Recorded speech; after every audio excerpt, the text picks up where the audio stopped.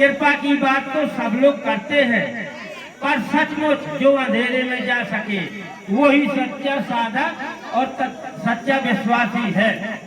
तो पर्वत की उस अंधेरी गुफा में हनुमान जी आगे आगे चलते हैं।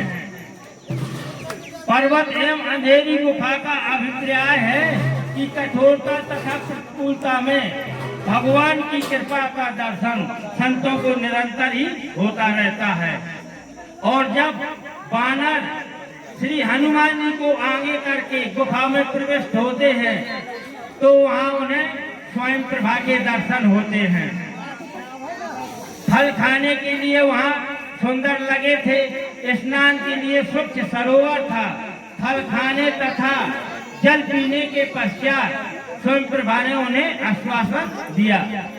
तो पैसी तह जन पछताओ, तो इसका अभिप्राय है कि जनक नंदिनी श्री सीता जी की खोज में लगा हुआ व्यक्ति अगर प्रतिकूल तथा विभिन्न परिस्थितियों में भगवान की कृपा का अनुभव कर सकता है तो लंका जैसे नगर में श्री सीता जी अवश्य प्राप्त होगी। तो श्री हनुमान जी के द्वारा प्रथम शिखर पर चढ़ने का प्रसंग है। समुद्र के किनारे पहुंचने के पश्चात जब हनुमान जी ने 400 कोस के इस समुद्र लांघने के लिए प्रस्तुत हुए तो उन्हें फिर एक पर्वत शिखर पर चढ़ने की आवश्यकता हुई। इस कार्य को पूर्ण करने के लिए हनुमान जी ने विचार किया कि अब तो मुझे सर्वोच्च शिखर पर जाना होगा। तो इसका अभिप्राय है कि देहामान से ऊपर उठने के लिए विचार की आवश्यकता है, क्योंकि अगर शरीर तथा मन में ही स्थित रहेंगे तो देहामान से ऊपर नहीं उठ सकेंगे। तो श्री हनुमान जी विचार के सर्वोच्च शिखर पर आरूढ़ होकर छलांग लगाकर समुद्र को लांघ जाते हैं। पर समुद्र लांघने के पश्चात हनुमान जी को अगली समस्या समक्ष आती है कि स्वर्णमयी लंका में प्रवेश कर स्वर्णमयी लंका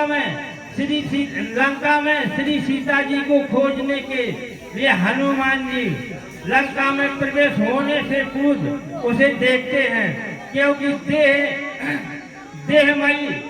देहमयी लंका ऊपर से देखने में तो बड़ी सुंदर दिखाई देती है, पर अगर कोई व्यक्ति है जो सावधानी से उस लंका में सावधानी से न बैठे तो उसका परिणाम क्या होगा। तो इसके आगे संकेत करते हुए बाबा गोस्वामी जी कहते हैं कि नर नागेश्वर गंधर्व कन्या रूप मुन मन मोही। तो रावण मूर्तिमान मोह है, और जब जो व्यक्ति देह नगर को मोह की दृष्टि से देख लेगा तो उसके मन में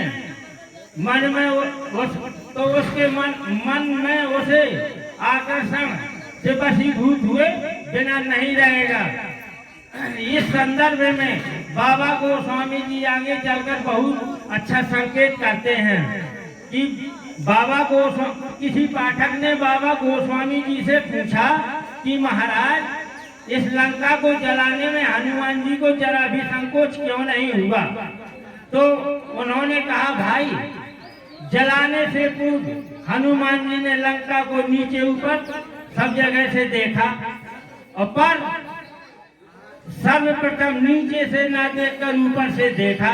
तो बाबा गोस्वामी जी ने कहा कि चढ़ गिर पर चढ़ लंका तह देखी। तो हनुमान जी पर्वत के शिखर पर खड़े होकर लंका को देखा, और यह पर्वत जिस पर वो खड़े होकर लंका को देखते हैं। तो वैराग्य क्या है? वैराग्य क्या है? इसका सीधा तात्पर्य है कि राग युक्त अंतःकरण से लंका में प्रवेश होने वाला व्यक्ति है जो उलझे बिना नहीं रहेगा। पर जो एक बार बैराग की दृष्टि से जो एक बार इस नगर को बैराग की दृष्टि से देख लेगा तो उसके जीवन में कोई उलझन नहीं होगी।